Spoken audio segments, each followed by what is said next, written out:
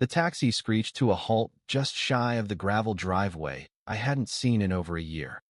I stepped out, boots still gritty with Afghan dust, my uniform crisp, expecting to surprise my mom with an early homecoming and collapse into my own bed for the first time in 11 months. But where my cozy white cottage with green shutters and a porch swing once stood, there was a dog park. A fenced-in, barking chaos of a dog park. Two Labradors chased a tennis ball across what used to be my living room. A woman in leggings shot me a dirty look as she yanked her spaniel away from my duffel bag. I thought I'd gotten the address wrong until I saw a oak tree I'd carved my initials into before deploying. Its scarred trunk stood defiant in what was still my yard. Except my yard was gone. A sign read Cedar Grove Community Park, sponsored by the Homeowners Association. A plaque below it gushed about harmony and shared joy. My heart thumped louder than mortar fire. When I asked a jogger what happened to the house, he shrugged and said some deadbeat hadn't paid taxes, so the HOA repurposed the land. He jogged off, oblivious that I was the so-called deadbeat. Something inside me cracked, not anger, not grief, but a bone-deep disbelief laced with exhaustion. I'd survived ambushes, led night patrols, and pulled kids from burning huts. But here, the enemy wore athleisure and wielded clipboards. I spent hours ping-ponging between city offices, each clerk more clueless than the last. Property records claimed I'd lost my land 6 months ago for tax delinquency. Except I'd filed a military tax exemption before leaving. One clerk, barely looking up, told me to talk to the HOA's president, Susan Whitaker. She was, apparently, very committed to neighborhood standards. I found her in the community clubhouse, perched like a queen on a throne of self-awarded plaques. A framed photo labeled Visionary Leader hung behind her. She was berating a kid for putting up a basketball hoop when I walked in. I cleared my throat and introduced myself as the owner of 214 Pine Lane. Her eyes flicked up, and she smirked a smug, practiced twist of the lips. Flipping through a folder, she said, that lot was delinquent, unclaimed, and reassigned to the HOA per protocol. When I mentioned my active duty status and federal exemption, she cut me off. Maybe you should have considered your obligations before running off to play soldier. The room went silent, her words hanging like smoke. I cited federal law protecting deployed service members from property loss. She offered me a lot by the trash compactor, cooing, "We can work something out, honey," like she was tossing me scraps. I left, her smirk burned into my brain. That night, I checked into a motel, staring at the ceiling, my body home but my mind still at war. This wasn't Afghanistan, this was dirtier, fought on my own soil against neighbors I'd bled to protect. By morning, I called Javier Morales, a buddy from my unit now working cyber ops for a federal agency. I'd saved his life in a firefight. He owed me. Within hours, he unearthed a tangle of forged deeds, backdated HOA minutes, and land deals tied to Susan's brother-in-law. The HOA had faked a paper trail, claiming my land was abandoned. Javier found emails where Susan bragged about flipping that grunt's lot and keeping the neighborhood soldier-free. One message joked I'd salute and slink off if I ever returned. Rage simmered, not the kind that explodes, but the kind that sharpens focus. A lawsuit would take years, and Susan had lawyers on speed dial. I needed something sharper, louder, undeniable. I remembered Colonel Marcus Reed, who'd told me to call if I ever needed help stateside. When I explained how the HOA stole my home while I was deployed, his voice went steel cold. "Send me the coordinates and a list of their assets. Quiet or loud?" I chose loud. The plan took shape. I didn't want an apology or a check. I wanted the HOA to feel what it's like to have their world upended.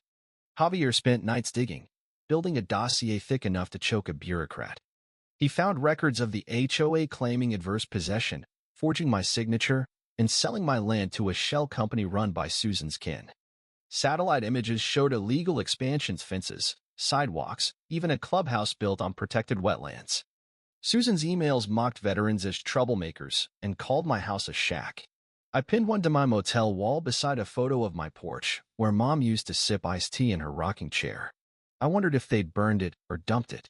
Either way, they'd stolen more than land, they'd stolen memory. Next, I met Judge Clara Hensley at the courthouse. A former JAG officer, she knew my unit and despised civilian scams against soldiers. I laid out Javier's evidence, forged documents, zoning violations, emails. She called it a criminal masterpiece and warned that despite the proof, the HOA's money and connections could stall a lawsuit for years. When I asked about federal seizure for investigation, her eyes gleamed. If it's tied to public service abuse or security, she said, it's possible. I left and called Colonel Reed. He proposed a military training exercise on disputed land, framed as urban conflict readiness. Within a day, he secured approval for Operation Homefront, a weekend-long op by the 212th Tactical Battalion. My lot and surrounding HOA properties would become a simulation zone. It was legal, audacious, and perfect. Susan had no clue her next meeting would be crashed by Humvees. Javier and I mapped every illicit HOA structure, the dog park, clubhouse, even Susan's prized rose garden. Military logistics planned vehicle routes and landing zones. 3 days later, everything was set.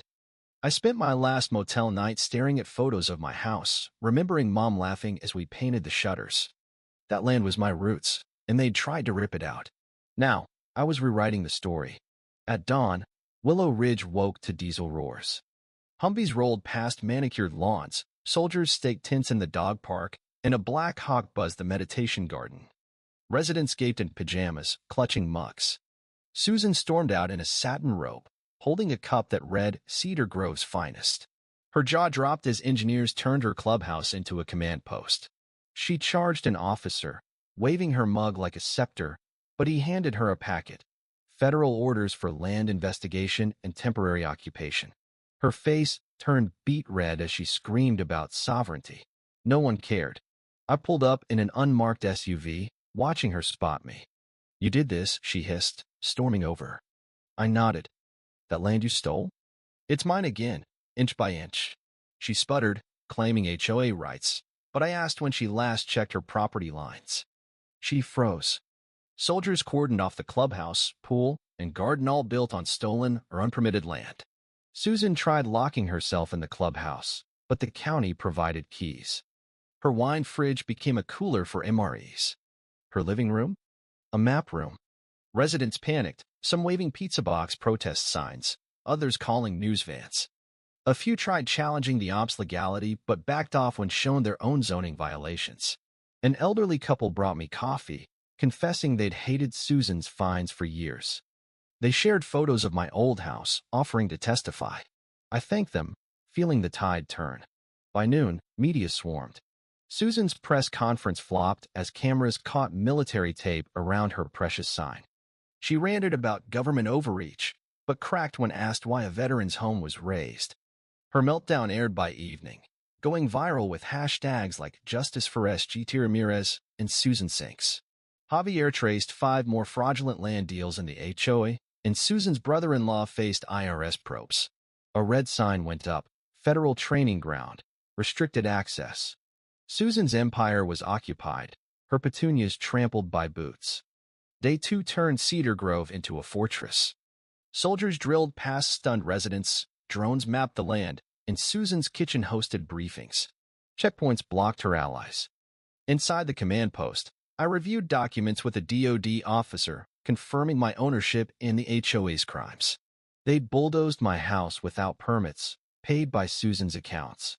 Out front, Susan tried rallying her board with a megaphone, but neighbors booed. An officer slapped a federal audit notice on her table, dissolving the HOA. Cheers erupted. Reporters mobbed her, demanding answers. She babbled legalese, but the narrative was set. She was the villain, I was the avenger. Javier sent the knockout. Leaked footage of Susan mocking soldiers, laughing about my house's destruction, and bragging about untouchable fraud. I sent it to the press with one line, I'm home. It exploded online, sparking calls for her arrest and veteran support. The VA condemned her, and civil rights groups offered legal aid. Susan's allies fled, her brother-in-law was subpoenaed, and her contractor snitched. 11 homes, including hers, faced relocation notices. Residents scrambled, some packing, others crying. Susan's house became a federal review hub, her files exposing years of embezzlement and shredded complaints. At dusk, I stood where my living room once was. Soldiers had marked the foundation, clearing space to rebuild. I thanked them, their salutes heavy with shared stories of homefront betrayals. Judge Hensley dissolved the HOA permanently, stripping Susan's title. She was done her power, her legacy, ash. That night, I slept soundly, knowing justice was close. Weeks later, rebuilding began. The VA and donations funded it, aiming to restore my home exactly. Neighbors brought food, contractors, and apologies for past silence. Susan fled town, her car stuffed with boxes, her name a meme. Cedar Grove Hill kids played freely. Yards bloomed chaotically. A new civic group formed, with a Ramirez clause protecting soldiers. I drove the first nail into the porch frame, where Mom's swing would hang. The sound was creation, not destruction. They stole my home while I fought for theirs. So I returned, reclaimed it, and dismantled their world one nail, one truth, one soldier at a time.